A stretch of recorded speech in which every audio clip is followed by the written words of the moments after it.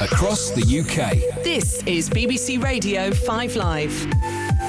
5 Live Breakfast. With Nicky, Cambell and Rachel Burden. It is your Thursday morning breakfast on 5 Live. The HS2 project has reached a major milestone after the Chancellor kicked off the bidding process for constructing the high-speed line. George Osborne made the announcement on a trip to China and invited firms there to bid on contracts worth nearly £12 billion, despite the fact that the laws paving the way for the project are yet to be approved by Parliament. Richard Houghton is spokesperson for the HS2 Action Alliance. Good morning.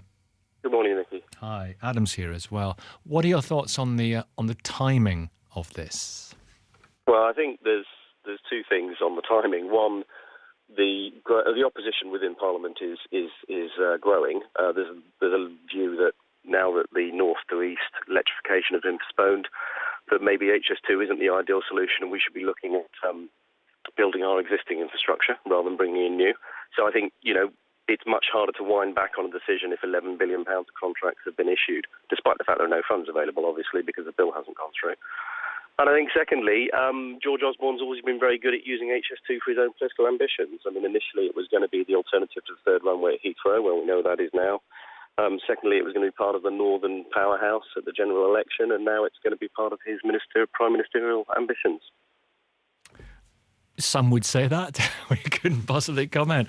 But I suppose one argument is, although you're right to say we had this confirmed by the boss of HS2, that where we are at the moment, the run-up, the bidding process, the run-up to a decision is costing the taxpayer quite a lot of money. Is it good, though, to open the process to as many bidders as possible?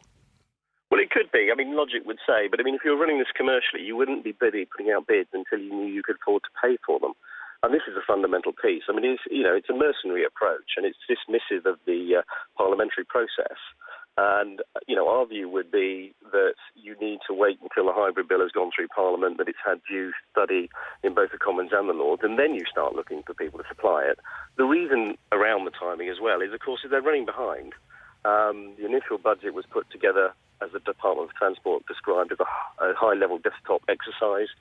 They stripped out the connection to Heathrow, they've reduced the scope elsewhere, yet the budget has gone up $12 billion from the original. It's now said to get $50 billion.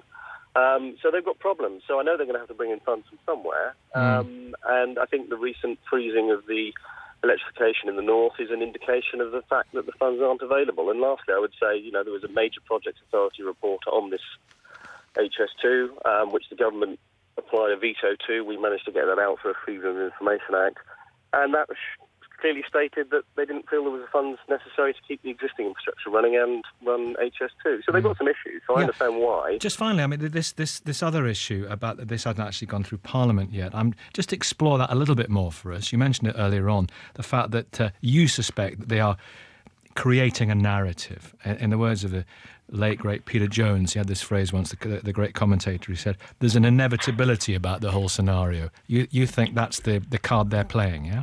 Well, yeah, I mean, it started when Lord Adonis grabbed the idea because the Department of Transport had said repeatedly over 10 years they didn't feel the need for a high-speed rail line. He created HS2 Limited to push it through. As I say, George Osborne has always been good at grabbing it for his own purposes. The more you spend, the more you say it's going to be good for the country, despite the evidence, despite the opposition across the country, despite the lack of public support, it gets harder to stop it. And they're trying to build up some momentum. I mean, the project has been stuttering from the very beginning, and that hasn't changed, but, they're trying to put a gloss on it to give the impression that it's under control and be delivered on time. Thanks for coming on, Richard. Cheers. Have a good day. Thank you. Richard Houghton, spokesperson for the HS2 Action Alliance. Adam, there is a fair amount of opposition to this, isn't there? Oh, yeah. Yeah, I mean, you've been hearing there quite a lot of the doubters to do with the cost of HS2, to do with the necessity for it. I mean, I regularly hear people saying to me, instead of spending all this money on a new high-speed line, let's spend money, for instance, on introducing high-speed broadband across the rail network. And there is a question about it takes so long to build it that by the time it is built, the picture and the structure and the infrastructure of the country will have changed.